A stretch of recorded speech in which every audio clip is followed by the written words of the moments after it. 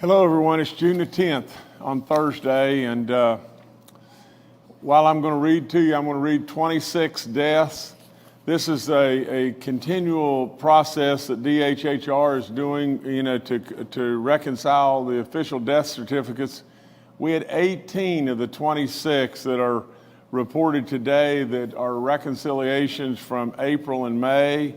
But we have a total of 26 deaths that I'm going to read to you today that we have not read thus far, but remind you that 18 of those 26 were reconciliation from April and May.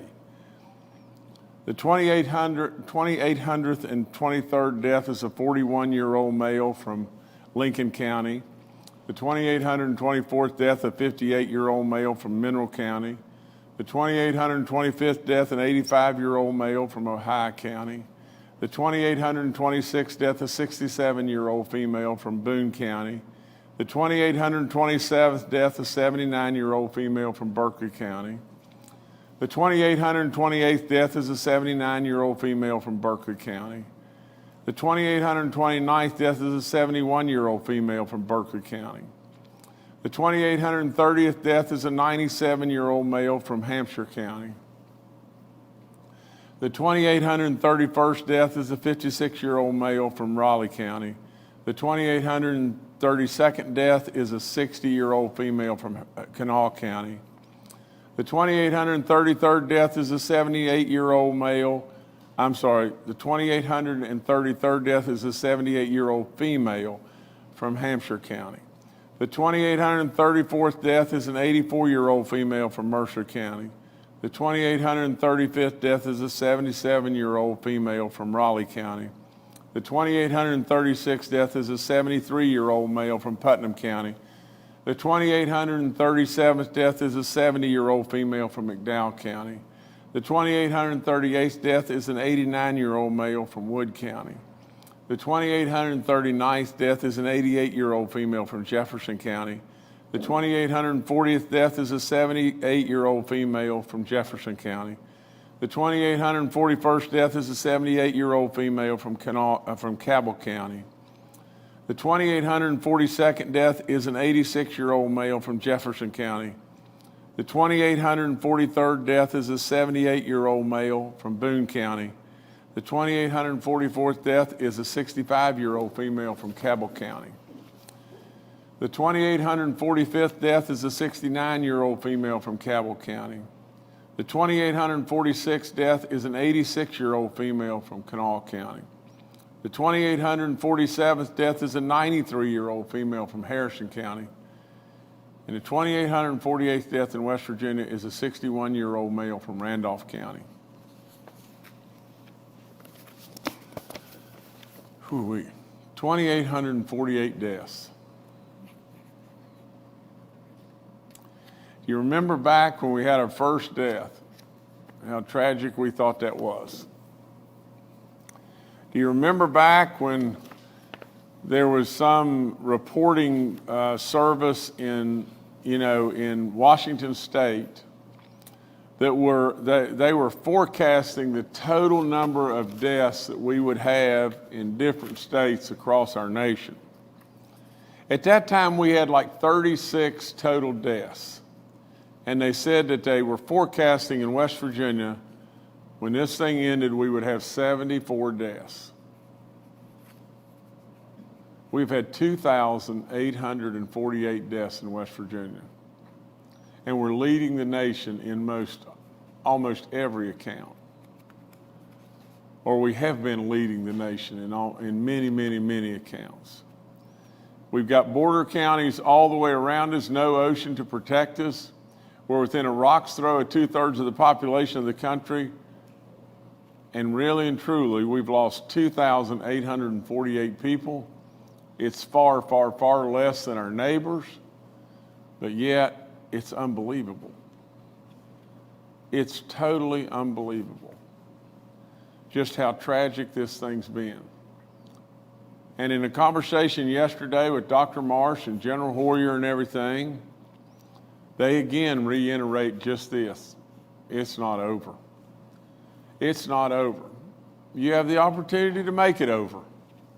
But right now, it's not over. And what do I mean by that? I mean get vaccinated. I might as well go into this and everything before I go any further and everything, just tell you this. Yesterday, there's a really exciting company, Data Robot, is coming to West Virginia. In fact, it's come. They've started hiring people.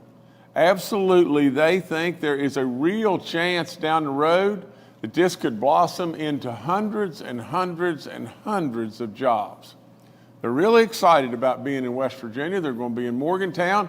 They're really excited about the partnership they have with WVU and all the good stuff that's going on. I went yesterday. I flew to Morgantown yesterday to be part of that announcement because it is very exciting.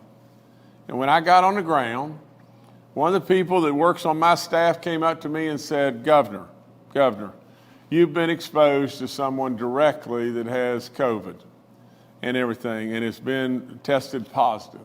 And you've got to be tested right now. You were exposed last Friday.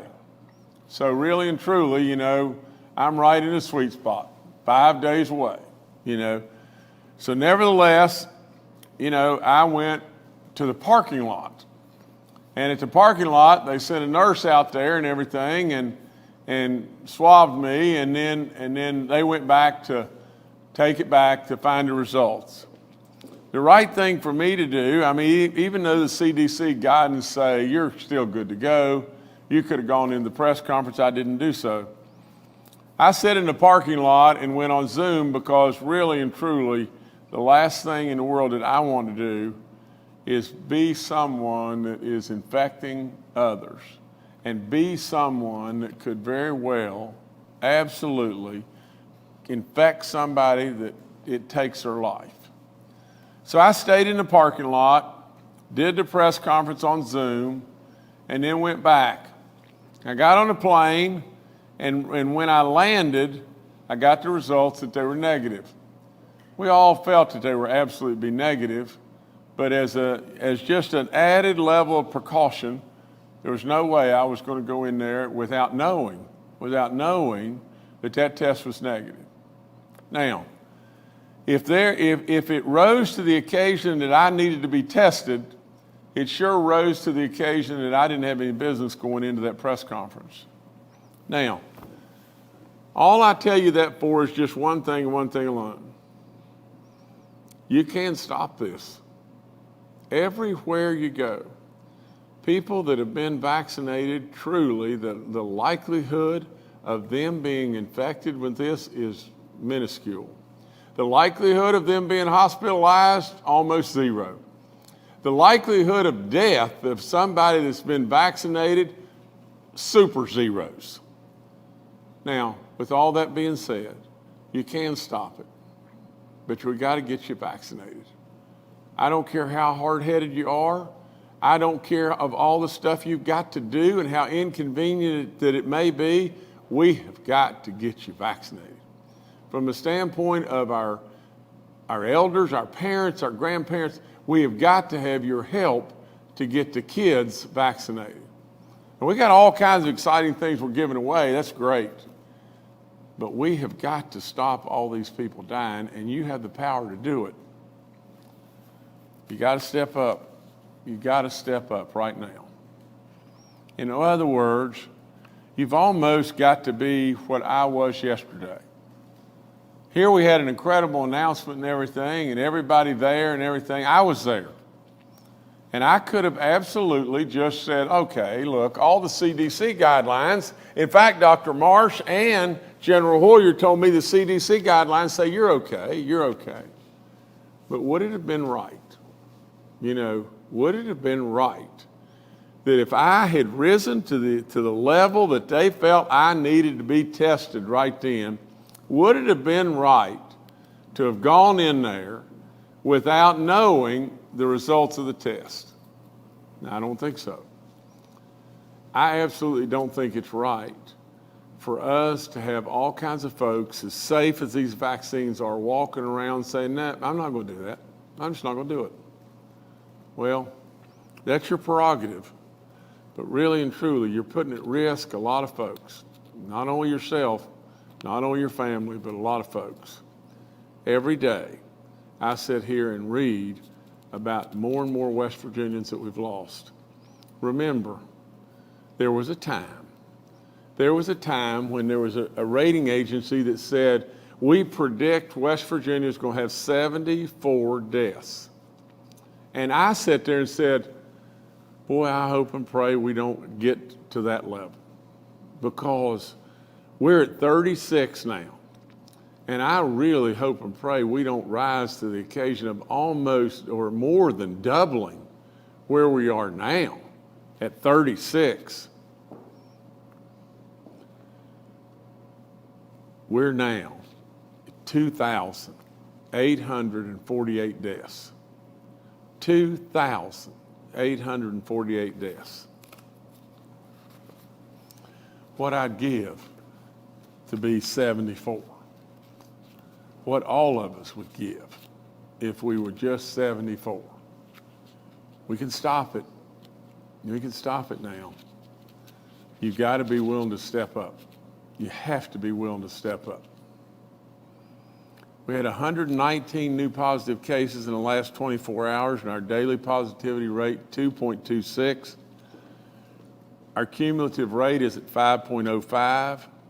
Our active cases are 3,229.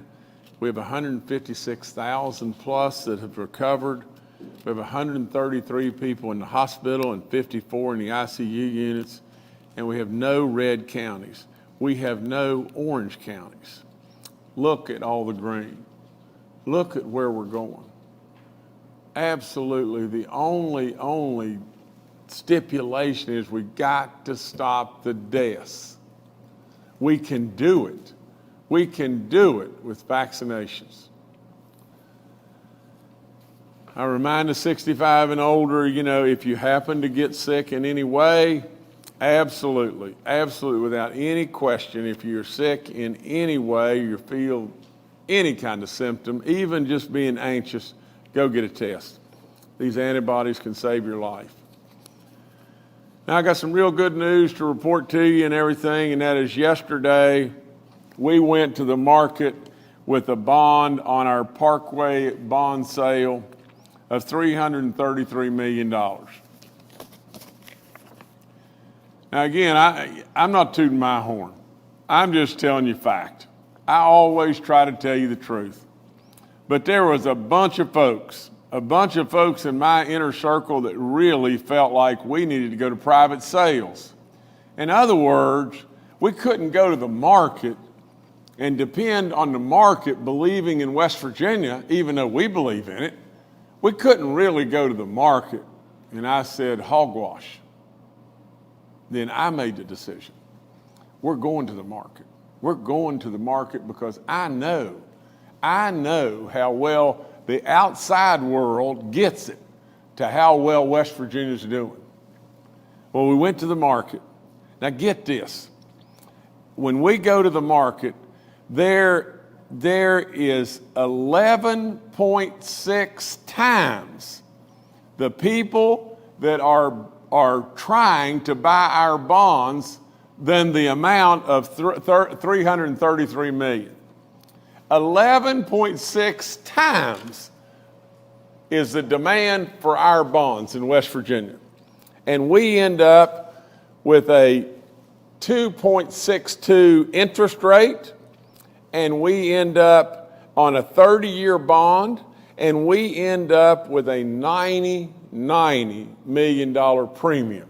Free money, because the outside world believes, and we went to the market. So another terrific announcement and everything, that we pushed the right buttons, did the right things, and this is the second tranche of the toll revenue bonds under the Roads to Prosperity, under my Roads to Prosperity program, and I couldn't be more happier. A lot of really, really good work.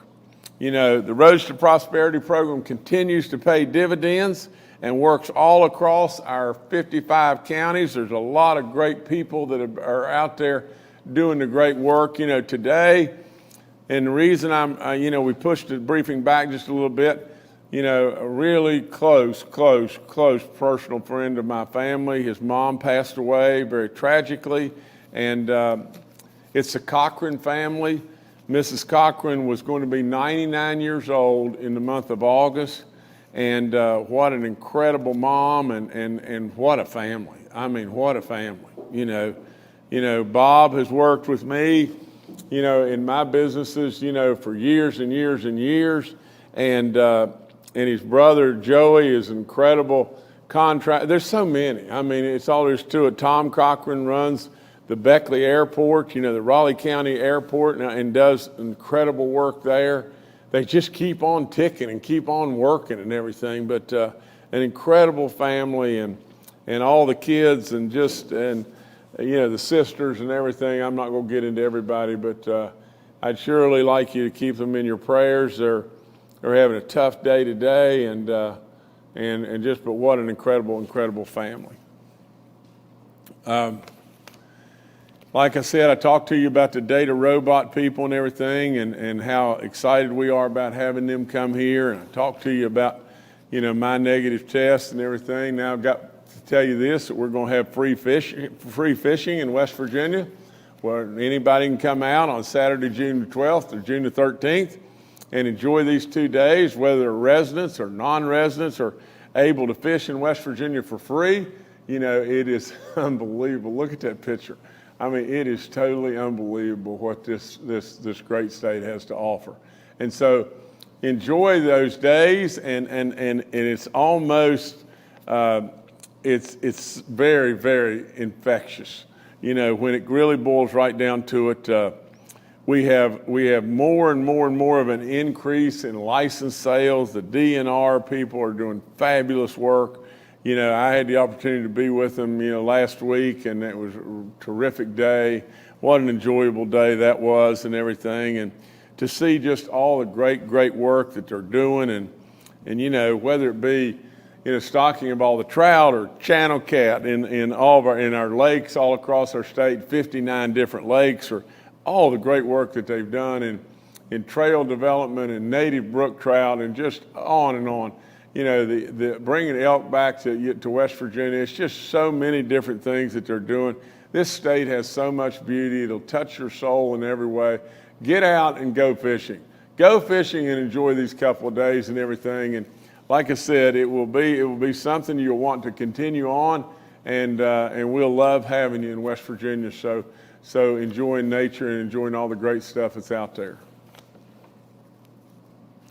As far as vaccine eligibility, I'll get through all this pretty quickly, but vaccine eligibility is 12 and above. We've got 70,000 people that are registered now, and I'm sure that number's higher, because I think I reported 70,000 on last Tuesday. But if you haven't registered, you're really missing out on something big time, because in this situation, when we draw for $1 million, it's not going to be the numbers, where your chances of winning are significantly increased from the normal lottery. We're going to give away, like I said, we're going to give away full ride scholarships. We're going to give away, trucks and shotguns and rifles and hunting and fishing lifetime license. We're going to give away brand new, outfitted trucks and everything, and it's going to be a lot of fun. And we're going to start that on our state's birthday on June the 20th, on Father's Day, and that'll be the first tranche, and we'll do that every week through August the 4th. In order to be eligible, you got to be vaccinated with the first shot. We called it "Do It for Baby Dog." There's lots and lots of people that are really excited about that. It's a little humorous and everything, but it's a neat little thing. I've been told from sign companies that people are calling in wanting to put a sign in their yard, "Do It for Baby Dog," and so Baby Dog's gotten more popular than me, but that's no problem. I love that in every way, and I would just encourage all of you to get a sign and put it up in your yard and everything, and that's a signal that you are pushing everyone and advocating to everyone to do it for Baby Dog. Get vaccinated. Get vaccinated. Like I said, I don't see how you can look at that English bulldog face and not smile, but nevertheless, you know, we got to get people vaccinated. All of our young people, you know, again, I've been through, I've said, you know, asking the parents and grandparents to help us with our young people. All those 16 to 35 will be getting that $100 savings bond or the $100 gift card. We've crossed a milestone, as I knew we would. Now we're at 60.1% that have received their first shot of the entire population. It's fabulous, fabulous, fabulous. We're at 76% of all those 50 and older, and we're at 84.7% of the 65 and older. It's great stuff, really good stuff. I talked to you about our businesses and our churches. You know, if you'll just call us, we'll come. We'll do your employees, we'll do your congregation. Just help us to be able to help all kinds of others. You know, from the standpoint of the vaccine info line, it's all up there. From the call to arms and everything, we're going to get rid of this mask mandate. We're going to get rid of the mask period, and we've already done so for people that have been fully vaccinated. It protects you. I mean, just think, you know, I'm 70 years old. You know, I'm surely a little chunky. Just think of when I've been exposed myself. All those kids on my basketball team. Now a situation with doctors, not my doctors that I was greeting and everything. And one of them, lo and behold, has got COVID. You know, so I have had many opportunities to get this, but I'm vaccinated. You know, the likelihood is very, very low. You know, without any question, it probably saved my life. You know, so with all that being said, you can have yours safe too. Take advantage of all of our free testing and everything. Thanks again to Walgreens and Fruth for all that they've done and everything with the drive-through testing and everything. Take advantage. That's all I tell you. Just take advantage. Long-term care facilities are down to 5 outbreaks. Yeah, that's great stuff. Good stuff. Churches down to 4 outbreaks in 3 counties. Great stuff. Monroe, Nicholas, and Pendleton County. We need to get that cleaned up. Get this one. At our corrections all across the state of West Virginia, you know how many inmates are infected? 0. 0. 0 inmates and 2 staff. How can we say anything except great work to all of our corrections people? Unbelievable. Unbelievable what a job they've done. Unflat believable. You know, now, the last thing I'm telling you is if you've recovered from this dreaded killer, 2,848 didn't. 2,848 did not. If you've recovered and everything, go give blood. Go give blood. You surely owe yourself and God above and all of us to at least consider it.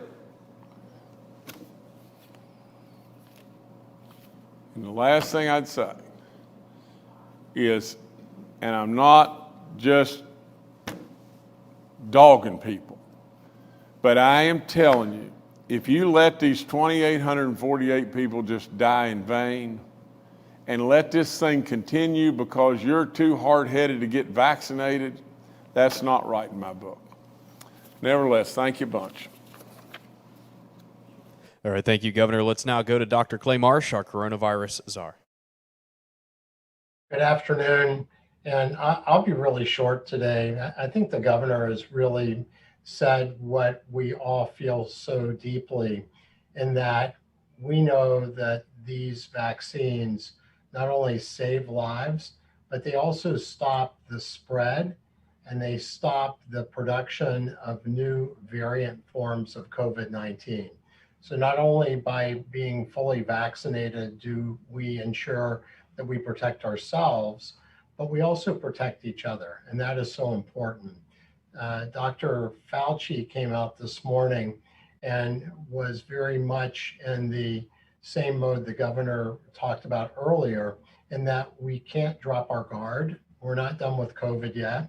And the concern is with the new variants that are now in the United Kingdom, the Delta variant or the variant from India, that in the United Kingdom, in unvaccinated and only partially vaccinated people that have had 1 shot but not the second shot of Pfizer or Moderna, or in England of AstraZeneca, then they're seeing a doubling of new cases caused by that Delta form of COVID-19, the Indian variant, double every 8 days. And so they are seeing a rapid spread of COVID-19 again, really targeted and almost only in people that are not vaccinated or people that are only partially vaccinated. And we have this incredible opportunity in West Virginia because we don't see any active cases of that variant here yet, even though across the world it has now become the most common variant. It is not the most common variant in the US, it's the United Kingdom variant or the Alpha variant. And it's not the most common variant in West Virginia. We don't see any active cases of this variant, but we know it's coming and we have time to prepare ourselves. And this is really the time that we all need to step up and choose to be vaccinated.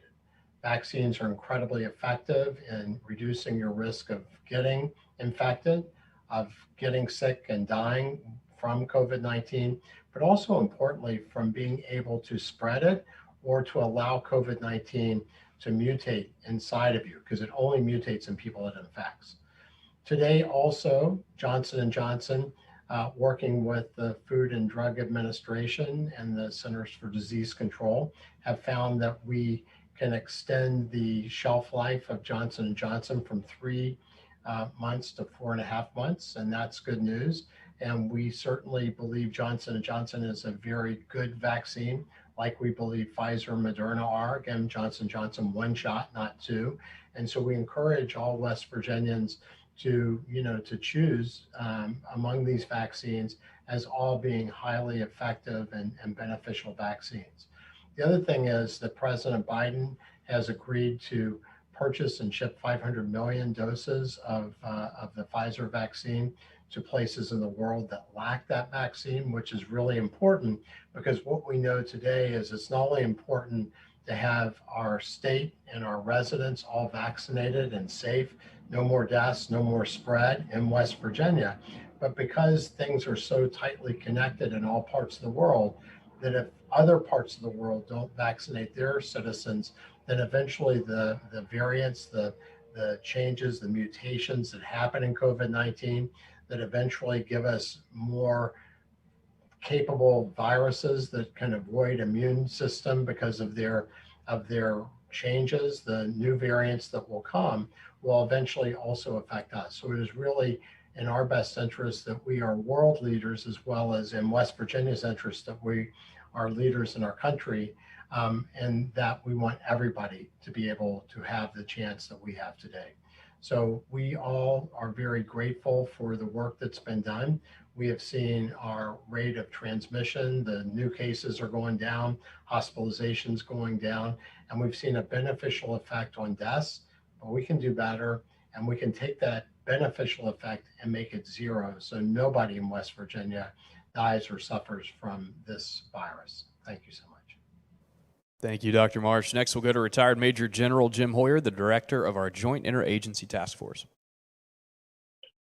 Just one update for folks today. Johnson & Johnson vaccine expiration dates have been extended from 3 months to 4.5 months.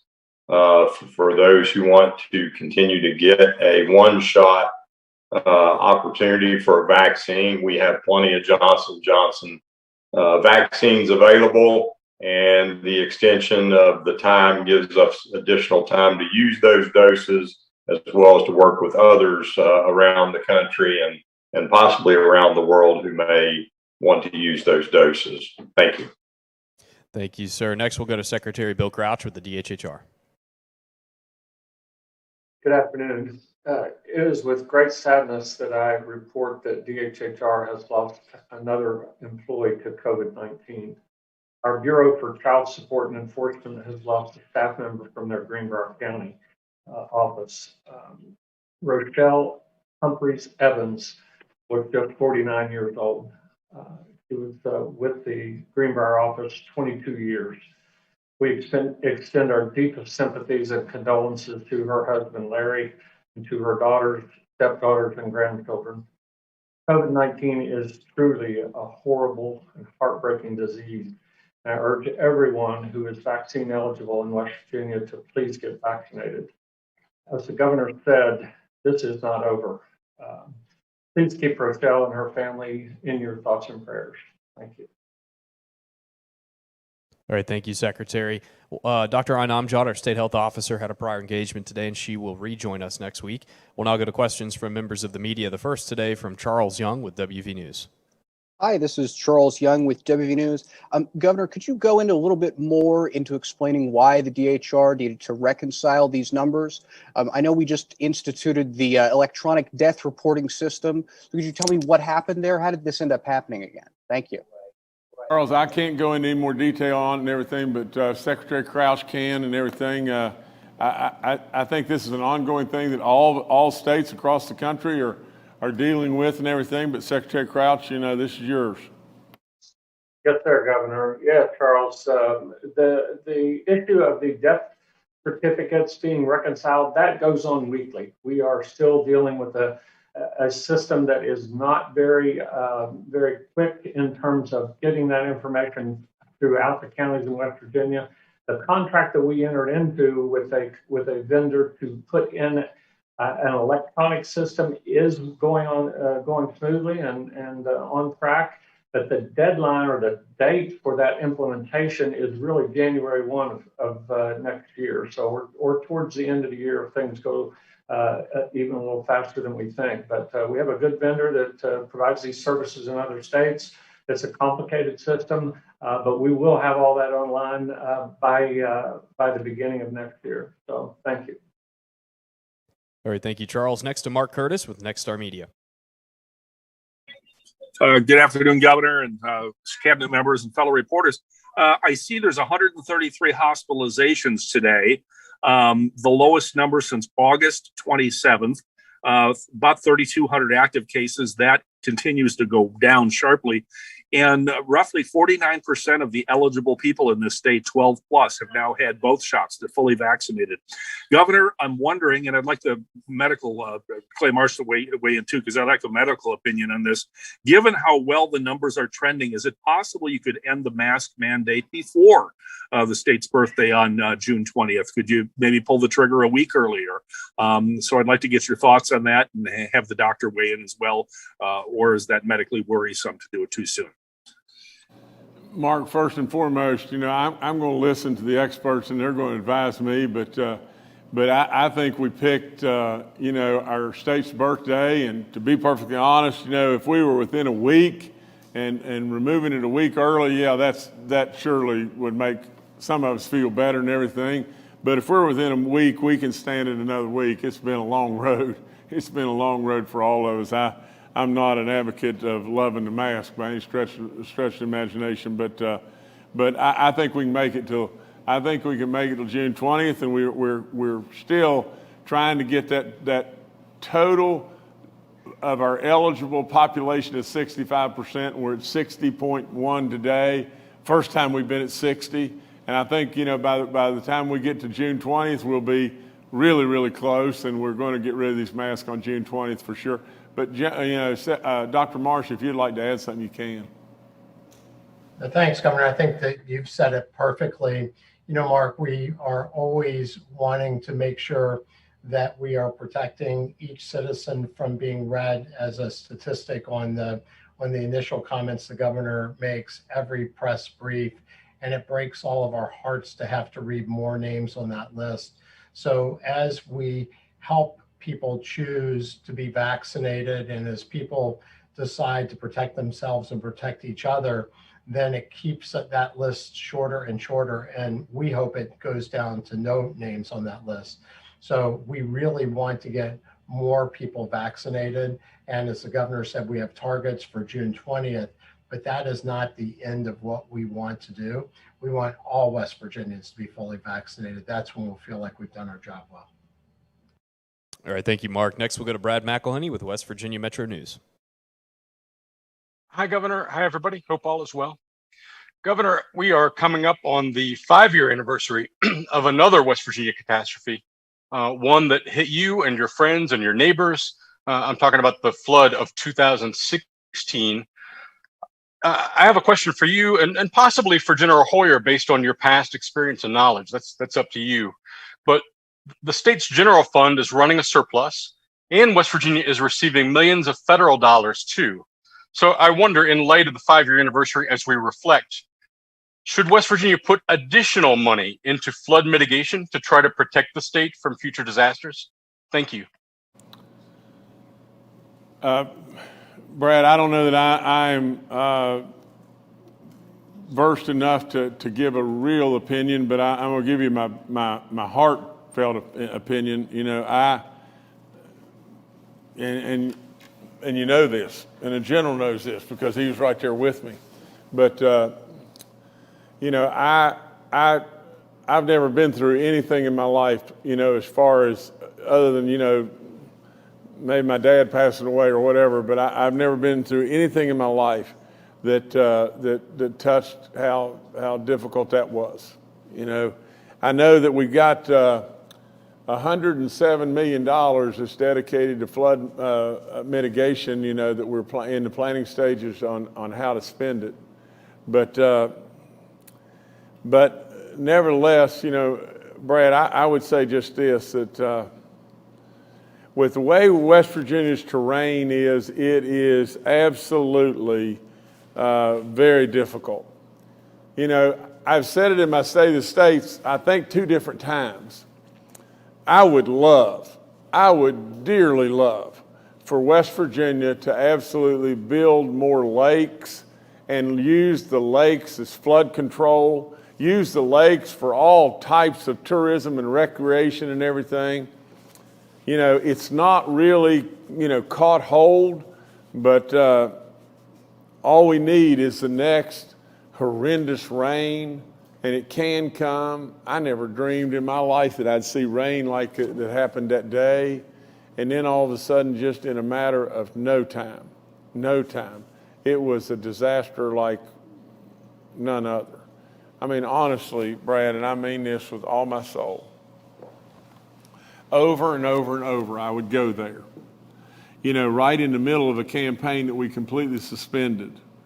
And over, I would go there and go down into town or go wherever it may be, go, you know, to Rainelle or that area or wherever it may be. And I would try to help anybody and everybody we could.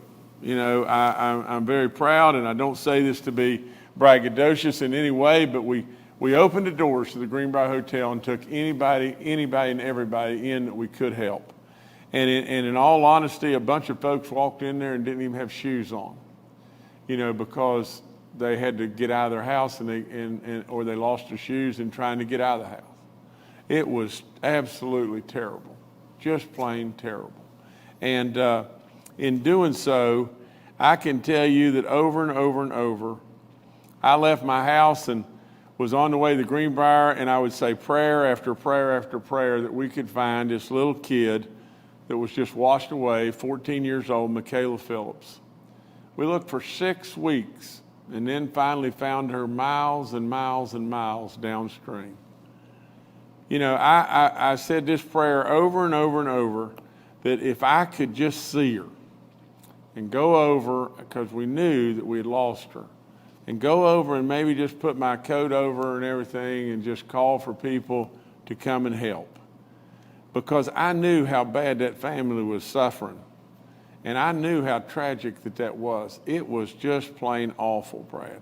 So from the standpoint of putting more money into mitigation to try to do anything and everything we can to try to prevent these disasters from happening, yeah, I'm all for it.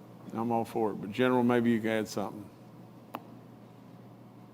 I would agree totally with the governor where the opportunities present themselves to add more dollars to mitigation and simple things that include cleaning out streams that unfortunately have a lot of bureaucratic challenges to them are exceptionally important to us going forward and minimizing the tragedy of the things that we see during flooding that the governor and I both experienced up close and personal together.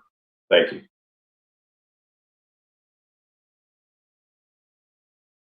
All right, thank you, Brad. Next, we'll go to Bob Aaron with WCHS. Governor, other than somehow convincing West Virginians to get the shot, is there anything else that government can be doing? There was a study out this morning, or a survey out, that showed us 45th in the death rate, 48 in positive testing, 44 in the vaccination rate, and even though our numbers are seemingly going in the right direction, 47th in hospitalization. Should we be doing anything, or is there any explanation why things have sort of turned around for us here? We were doing so well early on. Well, Bob, I can tell you that the reason we're doing poorly now versus how we did early on is just as simple as just this. We got after it so fast and saved a lot of lives, and you've got to admit that. Saved a ton of lives. We got after it so fast and so hard and got way, way, way ahead of everybody. And in doing so, everybody's going to hit some wall in their state at some point in time. You know, now you just have states that are slow, but sure, catching up and everything. So, but Bob, from my standpoint, you know, I'm taking any idea in the world to try to get more and more of our folks vaccinated. Any idea, you know, and I'll listen to anything. And if you've got an idea, tell us. I mean, right now, you've got me pleading, you've got General pleading, you've got Dr. Marsh, and the same thing with Dr. Amjad. You've got all kinds of our broadcasters that have stuff all over the place. You have us in our governor's office putting stuff up all over the place on the TVs and everywhere.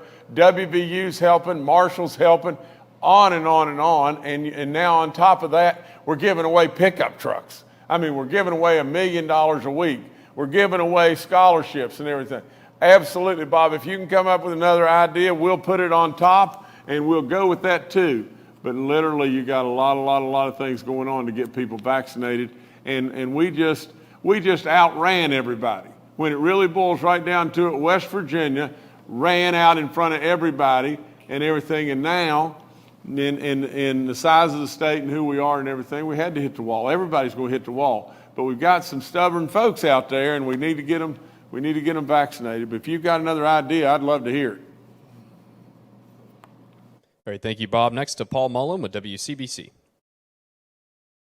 Good afternoon, Governor. Good afternoon, panel. Governor, I want to ask a general question and then a more specific question. Number one, the vaccine rollout went very well in West Virginia. You got a lot of good publicity out of that. And now recently on the national stage, you have Senator Manchin being a key vote in the Senate and basically being able on his own to prevent the filibuster from going away. You have Senator Capito going to the White House to negotiate with President Biden over infrastructure. What's your general thoughts on how West Virginia is shaping up as being such a key player these days? And the more specific question is, how is the relationship between you and Senator Manchin these days? Thank you. Well, Paul, I tell you, the relationship between myself and Senator Manchin is good. You know, I would tell you that I hope Joe continues to hold the line on what's reasonable. We all know that Washington has surely tilted so far to the left in many ways that it's just totally ridiculous in lots and lots of ways. You know, my dad used to say, the United States of America, the pendulum would get out of kilter and it would swing all the way. It would never stop in kilter. It would swing all the way to where it would be completely out of kilter. And I don't know if at some point in time we're going to be strong enough in this country to be able to stand it. But you know, from the standpoint of Senator Manchin, the relationship's great. You know, the same, you know, is great with Senator Capito. I'm really, really proud of the fact that Joe stood up in regard to this filibuster stuff, because that could have absolutely been almost the dagger, if not the dagger, that would have destroyed this country. I'm really, really proud of all the things that we've done in the state.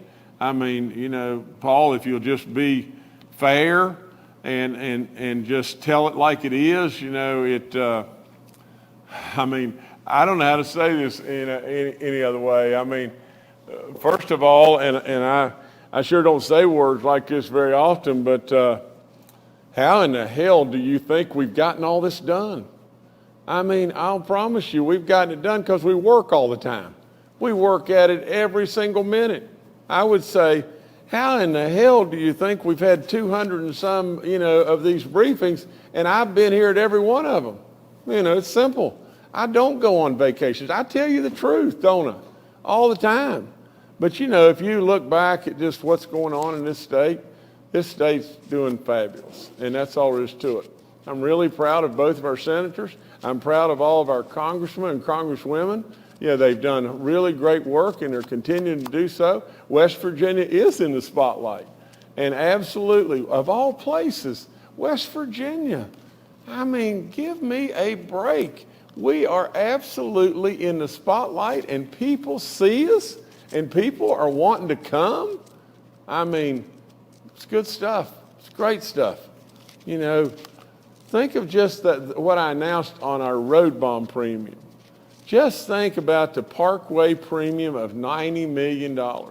And right before that, our Highways Department premium of $62 million, I think.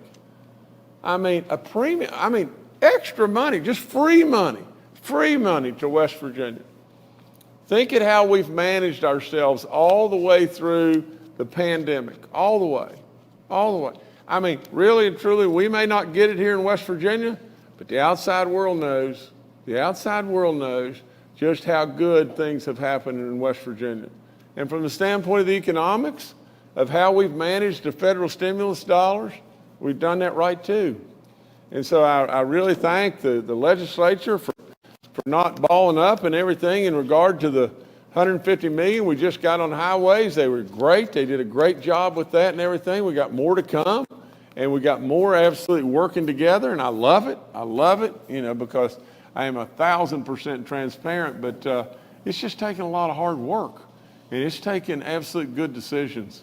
I mean, you can say what you want, Brother Paul, but when you're faced with situations like the state being dead bankrupt or a pandemic hitting you, and all of a sudden in the month of April you lose $199 million, and everybody's screaming, do this and everything, you got to have a calm voice in the woods when all that starts.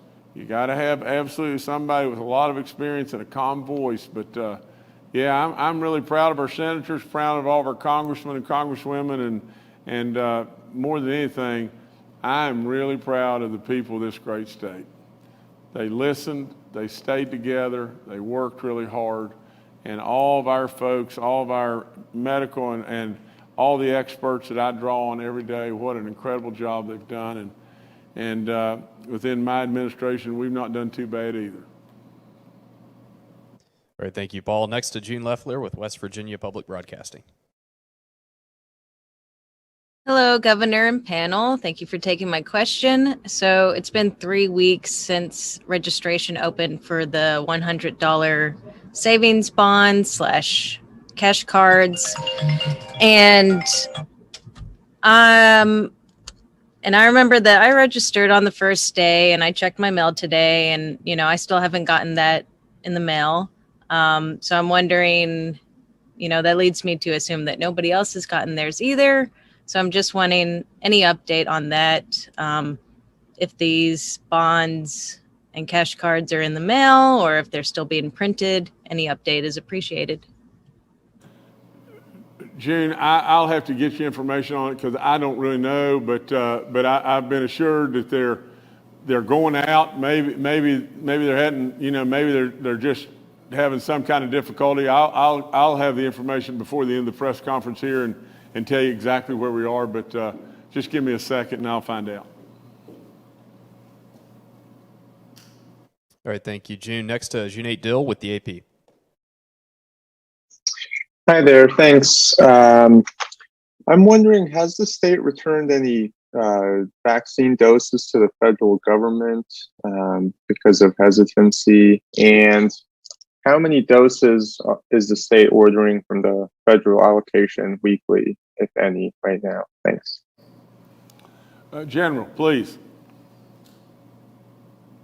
Yes, sir. So, Janae, we have not returned any doses. We balance the load of what we need to order based on the requirements for the given week based on our projections. The Johnson & Johnson doses we have segregated to hold those under anticipating that they were going to expire, but now we have another month and a half for the use of those, and I don't have exact ordering numbers in front of me today, but we particularly continue to order Pfizer doses because of the 12-year-old and to 18-year-old requirements for Pfizer. All right, thank you, Junate. Governor, I'll turn it back to you.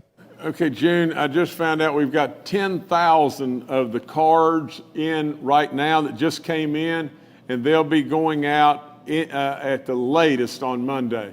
So we have 10,000 that have been delivered to us, and we'll just keep pumping them out, right along.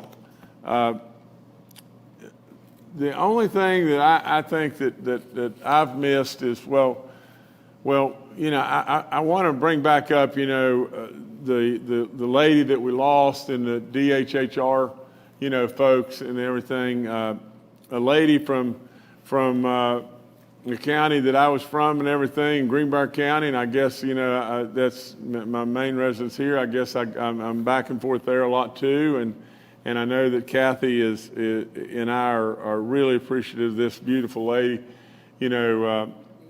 Rochelle Humphreys Evans, 49 years old. 49 years old that served, in the capacity of helping folks and everything for, I think, 20-some years. But I don't know that I know her personally, but what an incredible, incredible service that she gave to all of us. But 49 years old. That's bad stuff, bad stuff. The only other thing I'd like to add, and I really, I don't know if Dr. Marsh or General Hoyer would like to weigh in on this just a second, but without any question, we need to continue on with our interagency task force that we have. We need to continue on funding that and let that lead us into that task force and that level of expertise lead us on to taking on other dreaded illnesses that are infecting the state of West Virginia, and continue to be prepared for any whiplash in regard to this pandemic or others. But without it, we talked a good bit about that yesterday out in the parking lot of all places, and all of us have been working on it, and what a job many have done, but especially, Dr. Marsh and General Hoyer, what a job they've done, and it is amazing, what service that's been to West Virginia. But if you two have anything to add, I just wanted to go on the record as saying, that I'm very, very hopeful that we can continue to do that, and I am very hopeful that I can get that done to where we can continue on with our task force, because they've done so good, and now we'll take on the general health of West Virginia. But if you two are y'all still with me? Okay. Just to make a quick comment, Governor, I think with your leadership and the commitment of so many incredible individuals and interagencies with DHHR and other state agencies, as well as leaders from other sectors, we've been able to respond to this crisis in a way that has really demonstrated the smarts and the innovation and the capabilities of people in our state. And we want to be very cognizant that COVID's not over. We want to be constantly vigilant and ready to respond. But as you said, this is to me a golden moment in time where we can take this team that we have constructed under your leadership and your guidance and start to approach the other really challenging health problems of our state. And wouldn't it be great that West Virginia could be a model not only for response to COVID-19 and the ability to navigate this unprecedented crisis, but also a state that could then lead in the health of our citizens.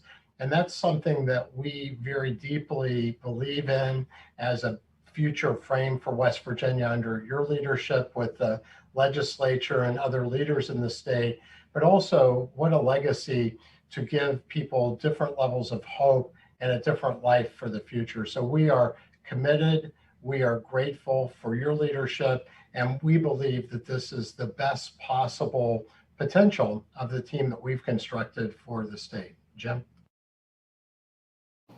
Clay, I think you said it well, and as the governor has used the task force construct to get us through state disasters as well as Boy Scout jamborees and world jamborees and now pandemic, and the team from DHHR to the National Guard to our universities and all of our state partners are prepared to follow the governor's lead and use this construct to improve overall health and wellness of the people of West Virginia and create a new legacy for our state.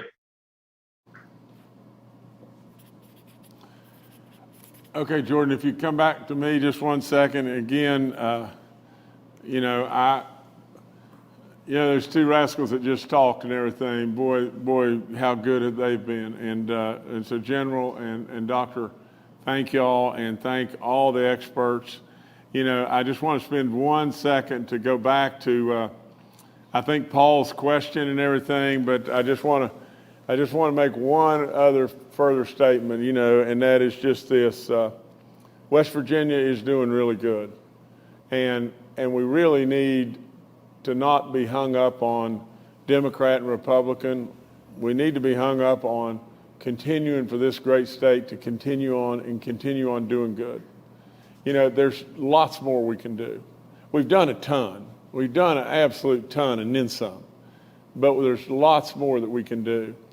And I want to thank, Senator Manchin, Senator Capito, all of our congressmen and women, whether it be Congressman McKinley or Congressman Mooney or Congresswoman Miller, I thank them with all my soul.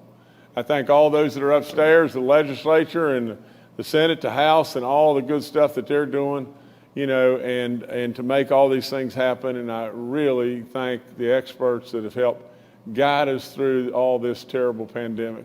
Thank all my staff, but really and truly, there's so many that need to be thanked, especially those that are out there on the front lines. When it really boils right down to it, we've lost 2,848 people. We lost a 49-year-old beautiful lady that absolutely has served this state, and we just lost her. Absolutely, without any question, all those that crawled out of the bed and walked right to the fire, courageous is the understatement of all time. All those first responders, all those folks that walked right into the fire, even those at the grocery stores that helped us in every way, we need to have a debt of gratitude like we have never had before. So absolutely, I know I'm missing people and everything, and please forgive me. Please forgive me, just think of our school teachers that went every day. Every day that we asked them, they went. All those from our service personnel right on down. And I know I'm kind of rambling on and everything, but truly they deserve any type of recognition that you can give them. Saved a lot of lives. I couldn't thank them more. So nevertheless, we're just going to keep at it. We still got a lot to do in this state. We're going to keep at it. Hopefully we'll just keep compounding the good things that are happening. Thank you so much.